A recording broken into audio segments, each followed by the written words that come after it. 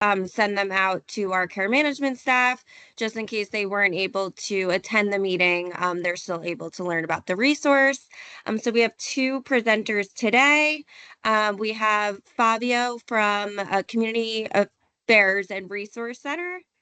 And we also have Karen from St. Francis. So Fabio, I'm going to turn it over to you. Take it away.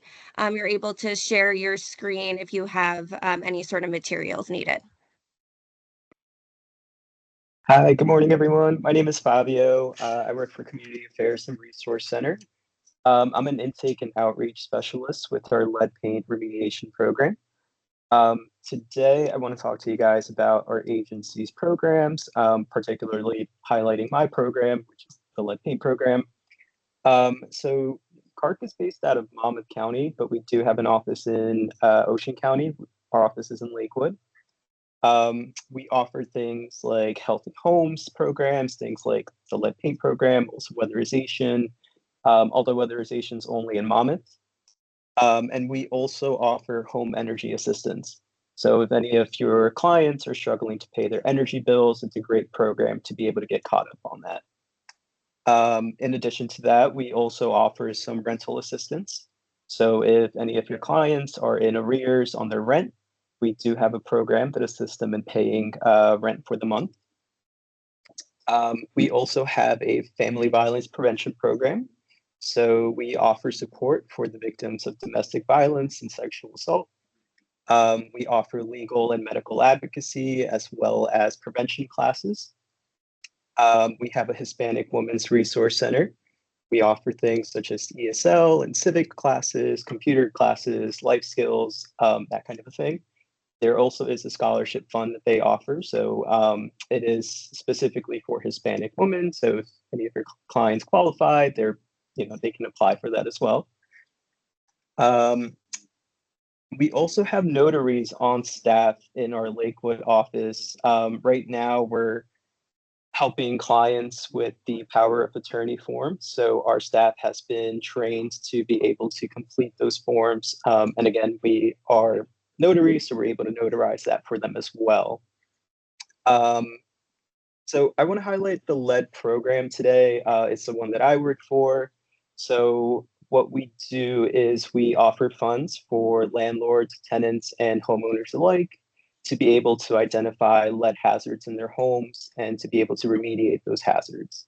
For a typical remediation case, meaning there isn't a child that has been lead burdened yet, we offer about $13,000 per unit.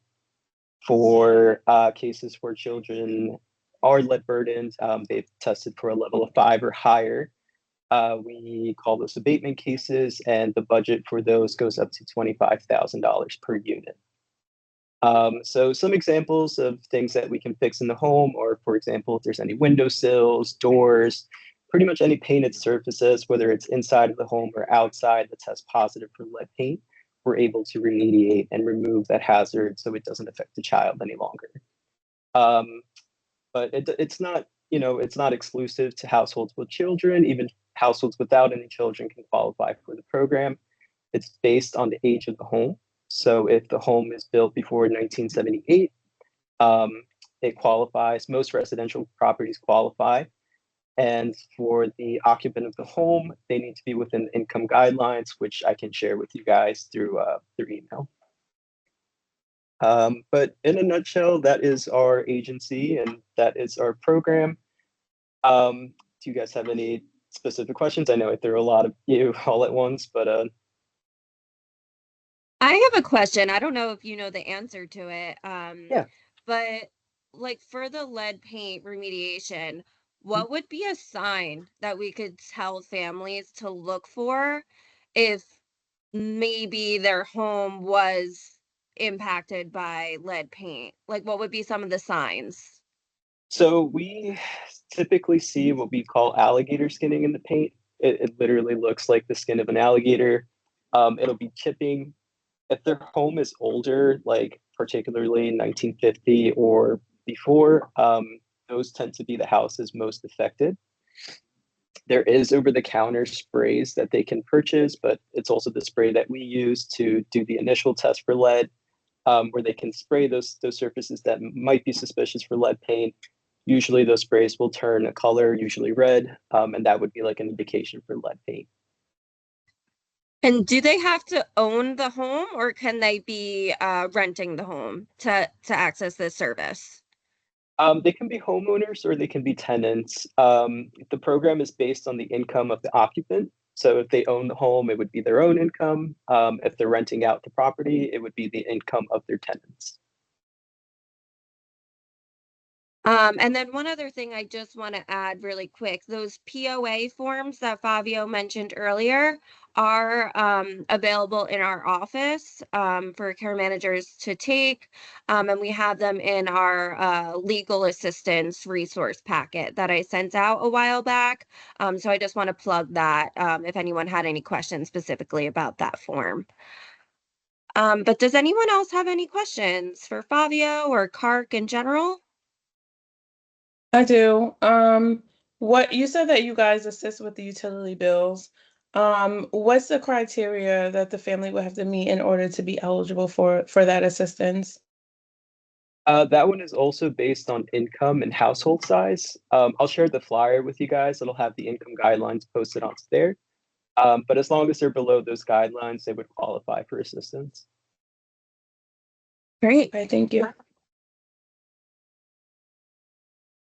All right. Well, Fabio, feel free to hang on if you want to learn more about St. Francis. And you could always definitely email me those flyers. And when I send out this recording, I'll send the flyers as well. Okay, perfect. Thank you. You're All right, welcome. we're gonna move on to Karen with St. Francis Counseling Center. Good morning, everyone. I am going to share my screen just because we have a couple different phone numbers and I wanted to make sure that you guys could see that to write down anything that you would like to take from this. So I'm gonna share and see if this, can we see? Yeah, that looks good. Perfect, perfect. Okay, so I am currently the prevention coordinator at St. Francis Counseling. I'll be coming into, I think, like a full year on my own in this role. I used to split the role with the previous prevention coordinator. I do still carry a caseload and I do help with supervising the interns that we have over here. So I just want to kind of briefly go over the services that we offer. I know that we are pretty well known throughout different communities, but I don't think that all of the services that we offer are as well known as I would like them to be.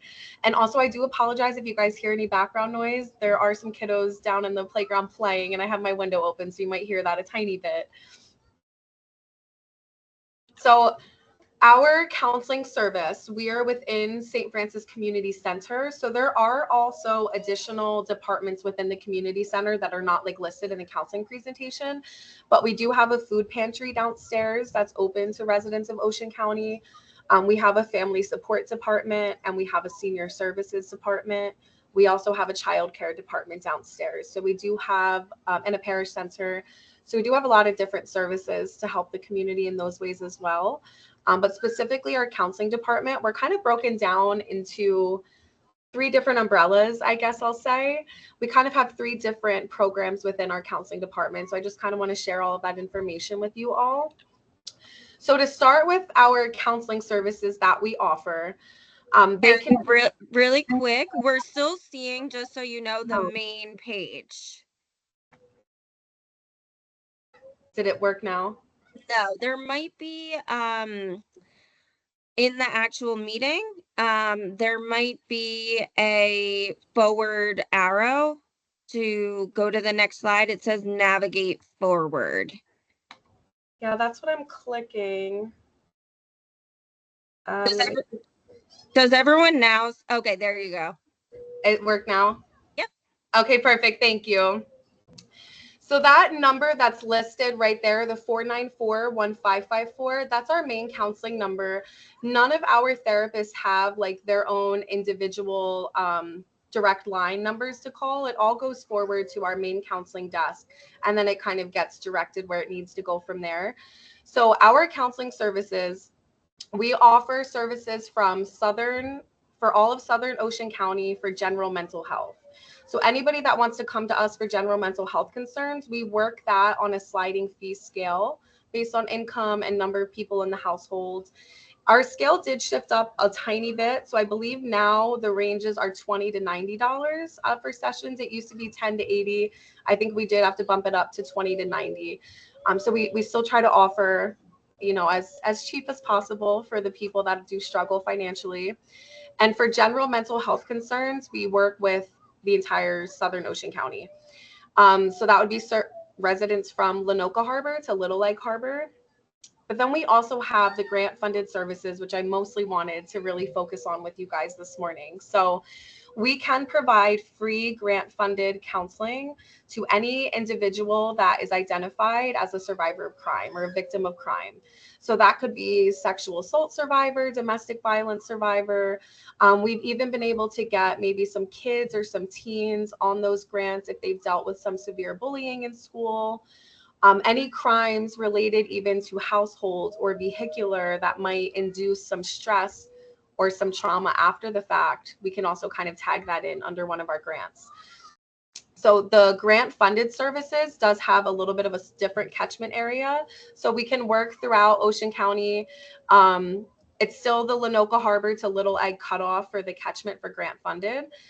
And we can do that in person. We can do that virtual. We don't really have limitations with that. So that's also really exciting for us. But I want to stress that it doesn't always have to be the individual that may have experienced the violence directly. So for example, we'll get a lot of parents that come in where their child may have been sexually assaulted, and the parent can also qualify for free services because they're directly affected and have that impact as well.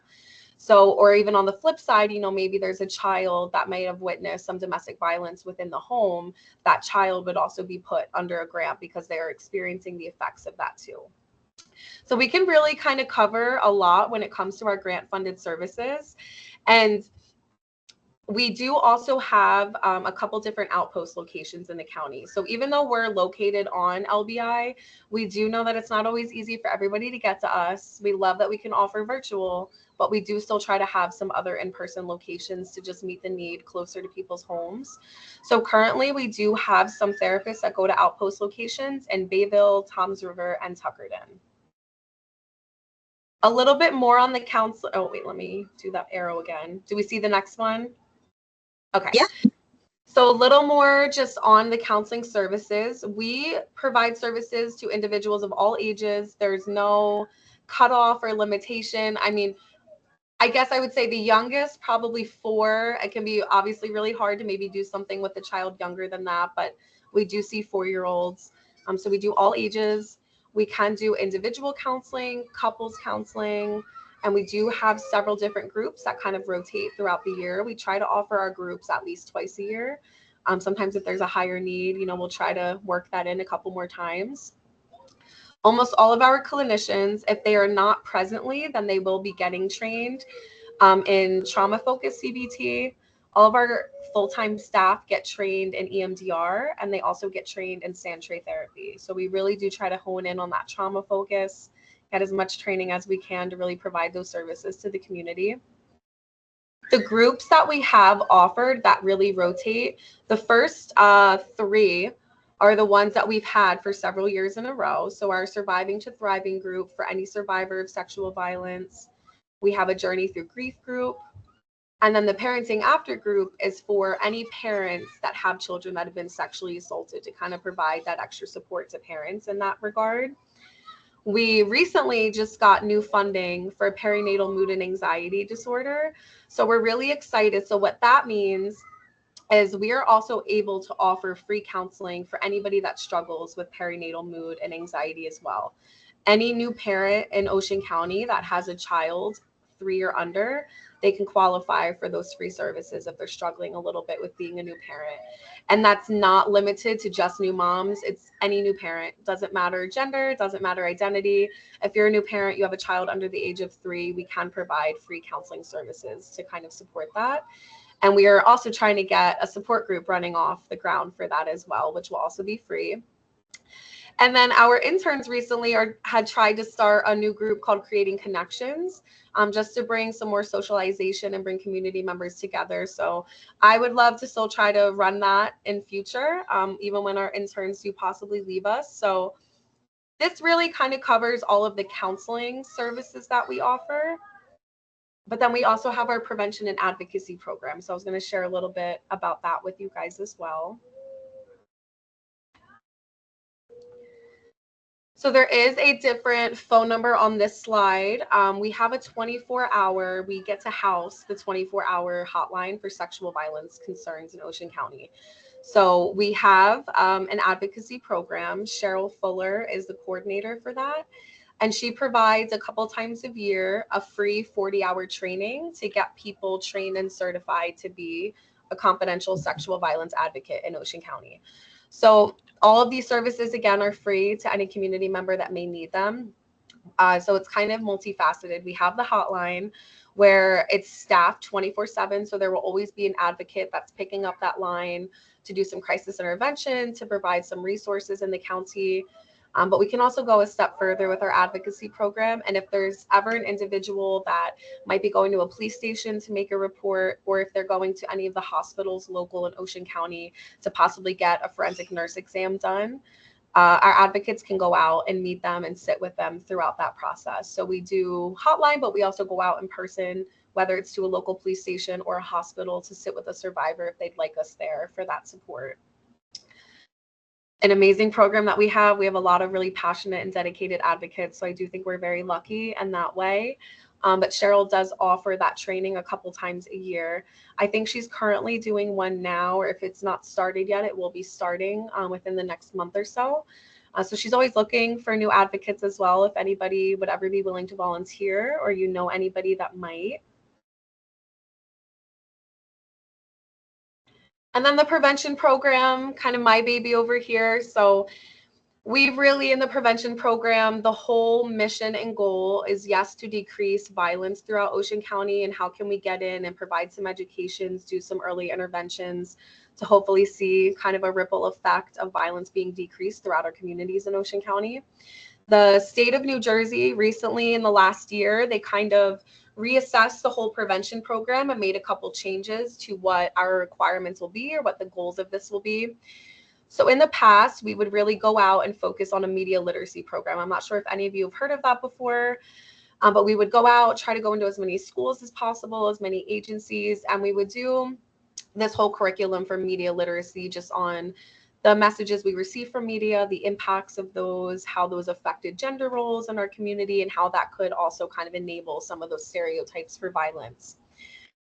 We, as well as every other county in New Jersey, unfortunately, would run into a lot of barriers trying to get this information into schools. So the state of New Jersey just kind of reassessed and relooked at this. And now there's a larger focus on community connectedness for the prevention program.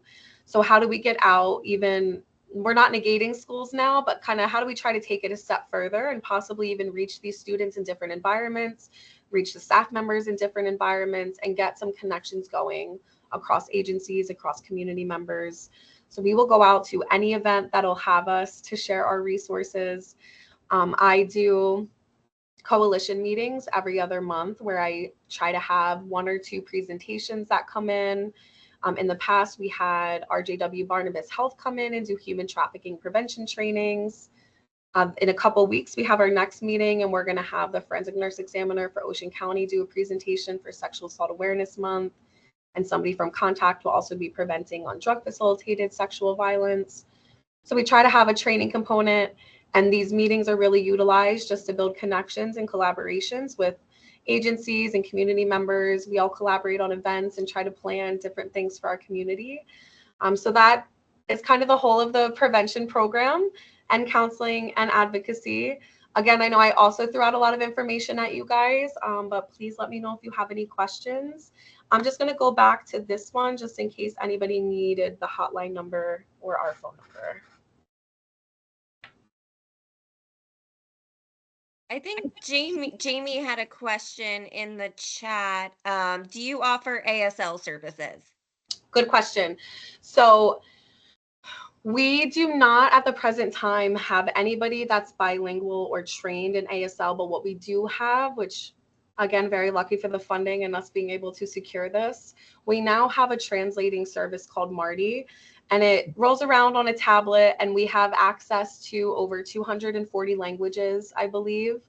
And it brings up immediately, like within 10 seconds, once you choose the language, it brings up a confidential interpreter that'll join the session and work with us to kind of translate whatever might be going on within that session. So although we do have a gap in the sense that we don't have clinicians that are bilingual at this point or trained in ASL, we do have that service that we can try to bridge the gaps in some ways. But with that being said, we are also always looking for bilingual clinicians. We know that they're kind of rare at this point in time, but we are lucky that we have that translating system. So we can right away get somebody pulled up, and we can do it on phone calls as well. So we don't have to use the video tablet. We can also, if we're calling a client, we can do like 3-way and kind of have it run that way as well. One aspect of your presentation I just want to kind of hone in on is just the sustainability piece when it comes to the trauma-focused counseling and the EMDR and the sand tray. Just because we do link obviously youth to in-home therapists, but we are a short-term stabilization program. We aim to kind of be transitioned out within a year of opening with the family. And sometimes those trauma focused modalities take a little bit longer. One takes longer to find the clinician and just takes longer to build rapport, just a little bit of a longer process. So I just want to kind of highlight how sustainable this is because it is outpatient and it is free to victims of crimes. So, and I did, when I was a care manager, I did link a family to St. Francis for through that grant funded program, and based off my experience it was great, but also the family did not have to prove that the youth was a victim of a crime. I didn't know if that was still the case. Yeah, we are not going to investigate, by any means, or kind of look for those details or those questions. It's basically at the time of intake, a simple yes or no on if they have ever experienced something violence related, sexual violence or domestic related. They just have to say yes to the intake worker, and that's enough for us. And then whatever they're willing to explore with their therapist, of course. And I also just want to say that our amount of sessions is not limited either. So however long a client needs to work through that trauma, we're going to be able to provide that to them. We don't have to cut, after a certain number of sessions. Any other questions for Karen? All right. Well, I want to thank our presenters so much for providing us with just information on the resources in our community.